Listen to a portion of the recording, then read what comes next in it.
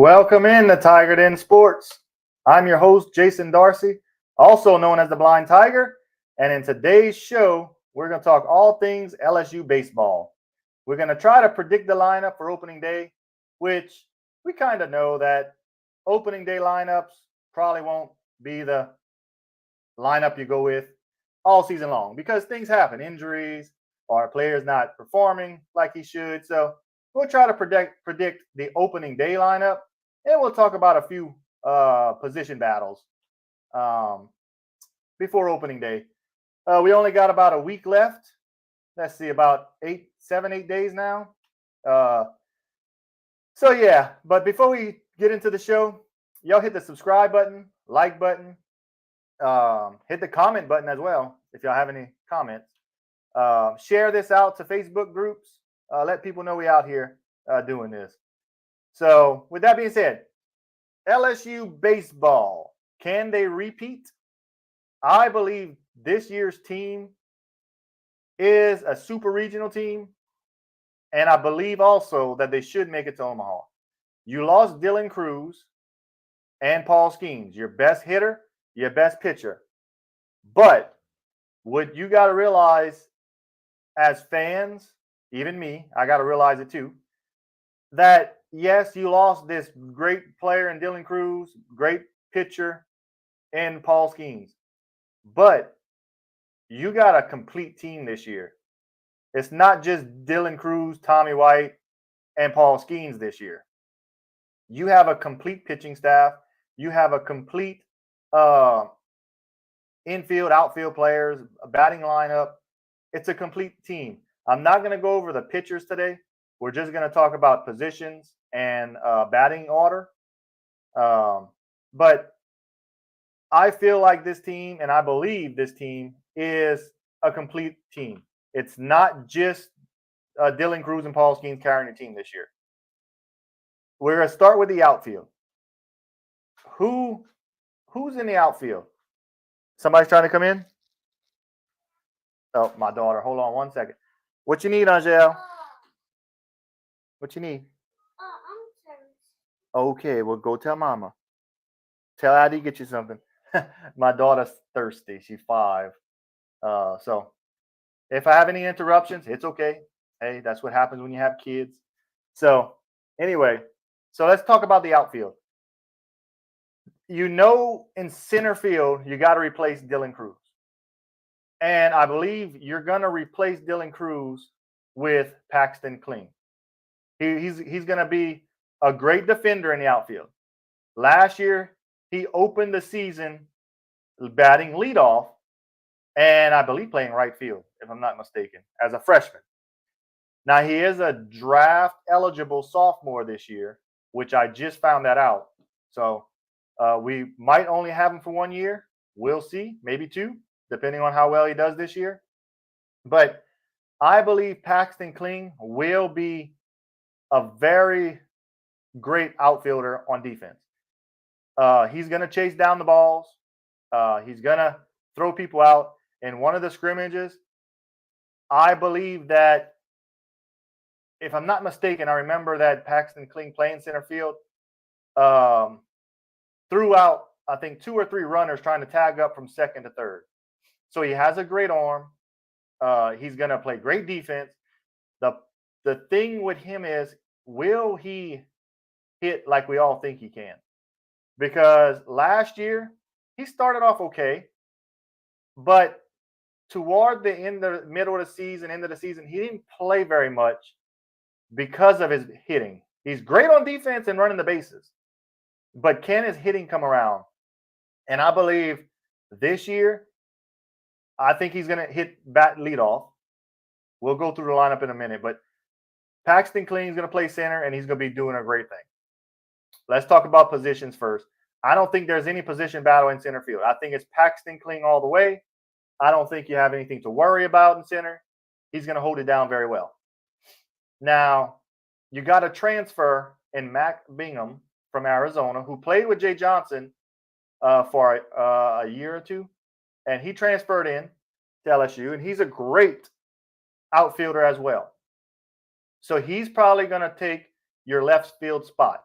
He's a veteran. He played 4 years at Arizona. He plays really great defense out there. So I think left field would be Mac Bingham. His hitting, he had a career high, or not a career high, well, a career high in home runs. He had 10 home runs this past season, did Bingham. So he got some power that he will bring to this lineup. I'm not saying that he's going to be a 12 to 15 home run hitter. No, I'm not saying that. But can he hit 8 to 10 home runs this season? That would be a great thing if you can get 8 to 10 home runs from Mac Bingham. Playing left field is probably his to lose, basically. Because I don't think anybody's going to challenge him for that spot either. That's why Jay Johnson brought him in, because we needed a veteran leadership, because you did lose Dylan Cruz, you lost Paul Oskeens, you still got Tommy White, so you bring another veteran in here to help him. So center field, I say Paxton Kling. Left field is Mac Bingham. I don't think there's really anybody that's going to challenge him. You got Zeb Ruddle, or Rudel, however you pronounce his name. And I got a funny story about Zeb Ruddle, because if y'all new here, if y'all just joining me on this show, I am a blind guy in the LSU media. I do an LSU podcast. So if y'all ever follow me on Twitter at Tigerden Sports, y'all can do that as well. That's where y'all get all my news and updates. But when I'm listening to Siri and voiceovers on, and it's reading me the post on Twitter, the way it was reading it to me was Zebradale. So all this time, since last year, I'm thinking his name is Zebradale. Well, that's like his last name or something. All one name, last name Zebradale, which I think is a cool name. Well, my wife went over the roster with me right before the show just to make sure I got all my information correct, because I don't have stats in front of me or anything. And she's reading me names, and she said Zeb Ruddle. And I'm like, who's that? So she spelled it to me, and I was like, oh, I said, I was all this time I was pronouncing it Zebradale. So I just think that's a funny story to tell y'all. Things happen like that with me because I am blind, but we got it situated. Zeb Ruddle is going to be probably a reserved outfielder, though. He's probably going to take one of the left field or right field spots as a reserve, not a starter. But you got Mick Paul, who's going to be a reserved outfielder. And there's a couple other ones, but so my left fielder is Mac Bingham. My center fielder is Paxton Kling. Great. I think that's a great outfield so far. Now, right field is where it gets interesting, because who's going to play there? You got freshmen. You got some veterans. Josh Pearson played outfield the last 2 years. Does he go outfield? Well, no, I don't think he will. He's now playing second base right now. But in right field, I think it's going to be a freshman. And the freshman I'm thinking is going to be is Jake Brown. He not only plays right field or outfield, they've been training him at first base, and he's also a pitcher. I didn't know he was a pitcher till I looked him up a couple days ago just to get ready for this show. But Jake Brown is a left-handed hitter. He's 6'2", about 195, something like that, if I'm not mistaken. And look, if some of my stats are off, or my weight, heights, whatever, well, it is what it is. I'm trying to remember it all. But y'all can comment in this on this video and let me know if I was wrong about something. Correct me, and I'll correct myself after. I have no problem with that. I love the interaction. But I believe Jake Brown's going to be your right fielder. He's I wouldn't say elite defender outfield, but he's a good outfielder. From what I hear, a couple people say that his player comp is Jake Fraley, if you remember him. just a little bit bigger.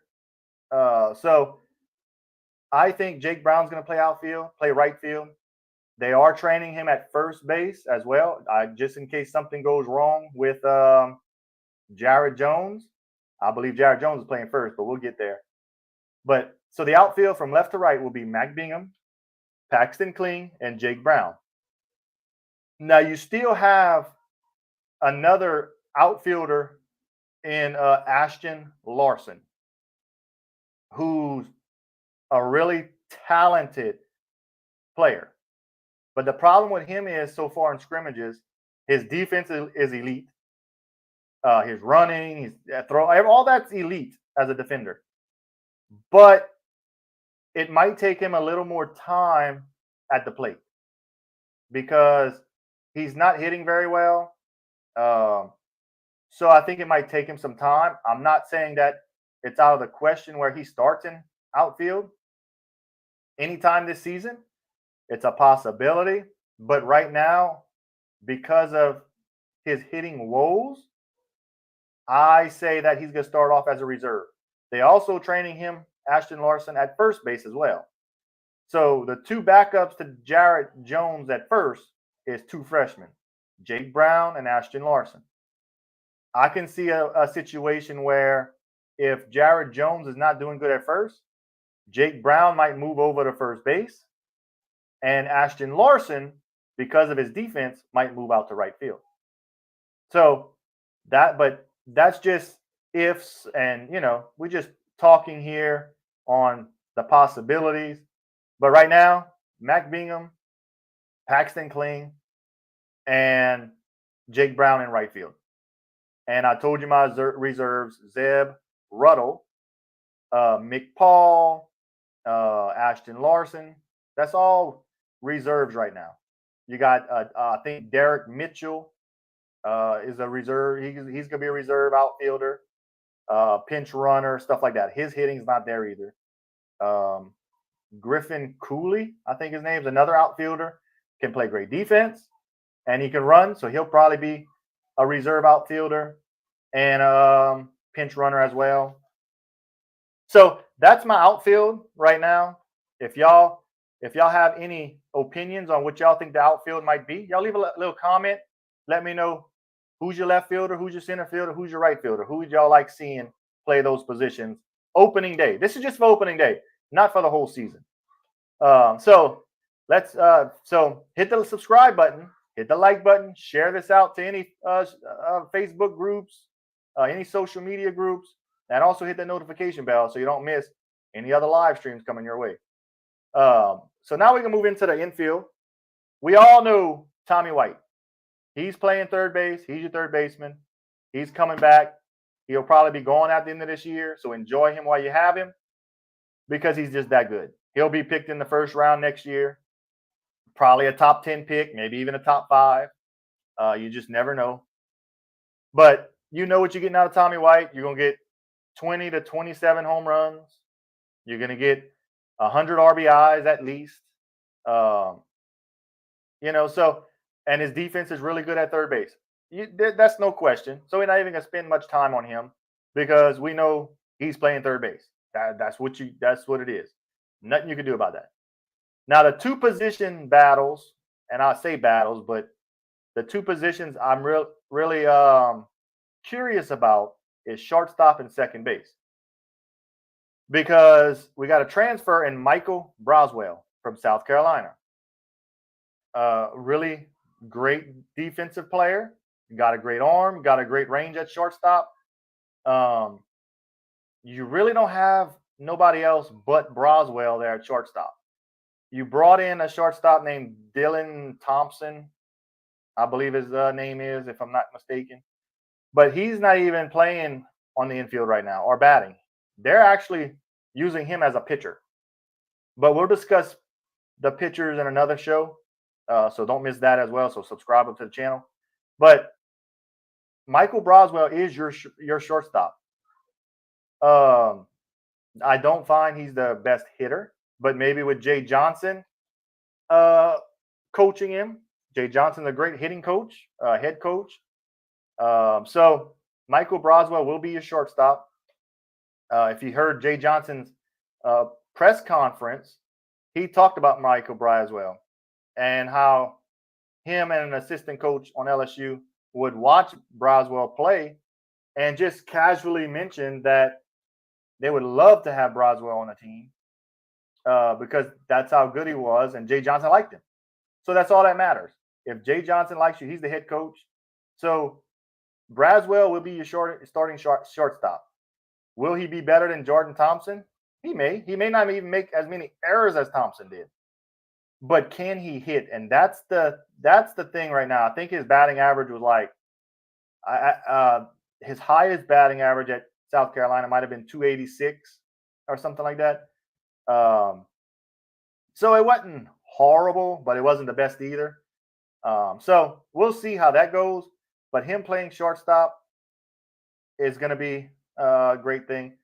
But Josh Pearson at second base, this is the spot on the field that I'm just not sure about. I mean, you got Ben Napolt. I believe he came back. At least that's what the roster said. Y'all can correct me if I'm wrong. And there was one other guy, I don't remember his name though, that's battling at second base. Oh, Stephen Milam.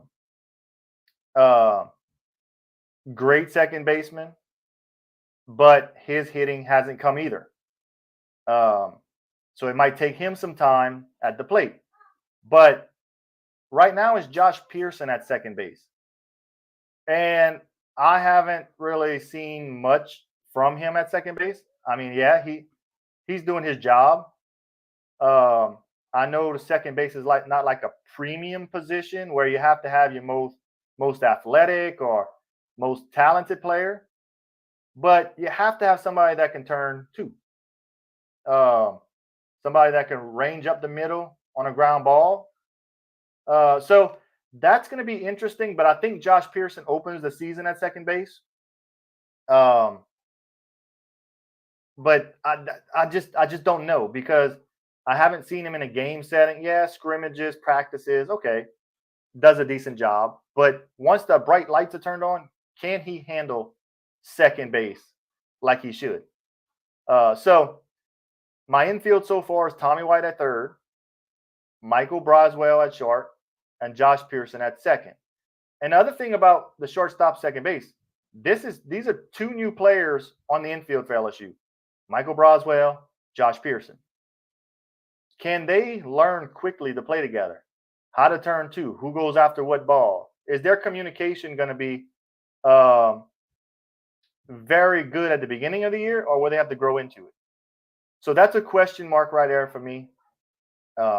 So I do believe that's the starters right now. That's going to be starting opening day, but I guess we will see. So moving over to first base, it's going to be Jared Jones.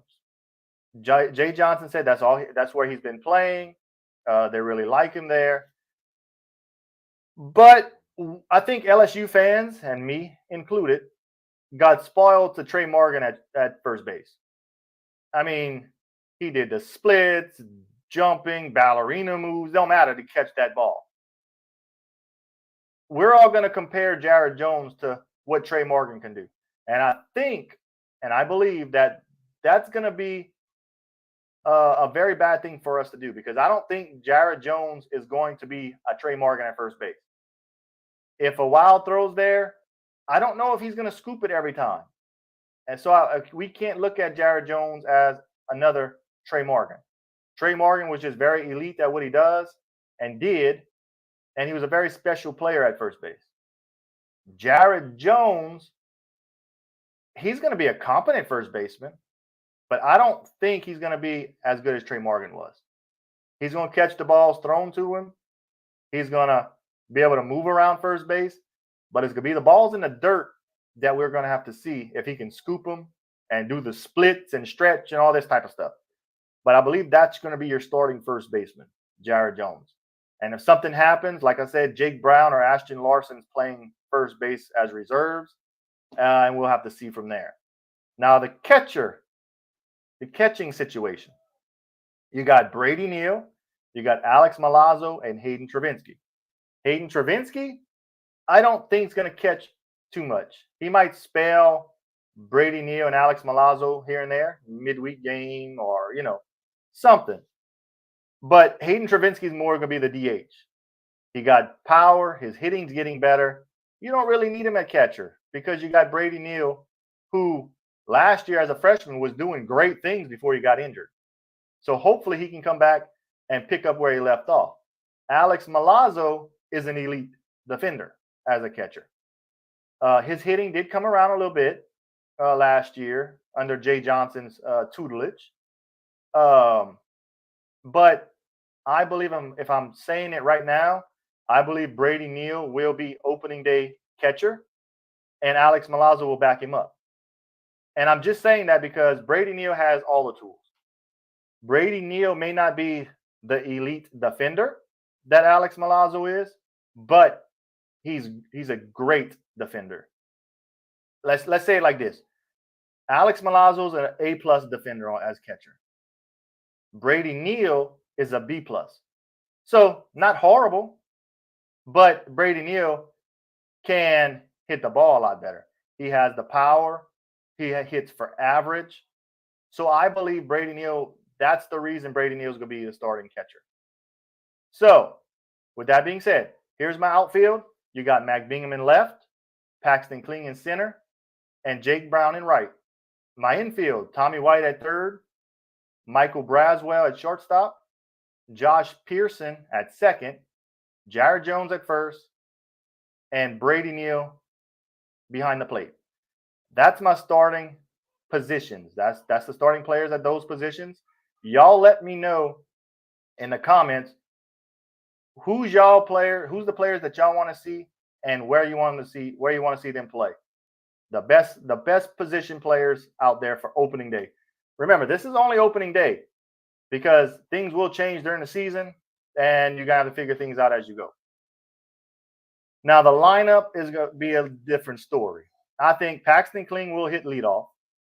And I'm going to try to remember all this as we go. So Paxton Kling, I believe, can hit leadoff.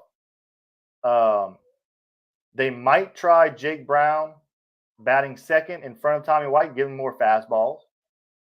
Tommy White, is batting third. I think Hayden Travinski bats fourth. Jared Jones bats fifth. Mac Bingham, I think, bats sixth. I think Brady Neal bats seventh. Michael Braswell bats eighth. And I think Josh Pearson bats ninth. That would be my lineup for right now. Y'all can clip this, save it, and if I'm right, share this to everybody. But that would be my positions. That would be my lineup for opening day, which is Friday. So y'all hit the subscribe button, like button, share button, and hit the notification bell so y'all don't miss my next LSU baseball video, my LSU football show, or anything that's coming your way. I really appreciate y'all watching. And until next time, I'll see y'all later.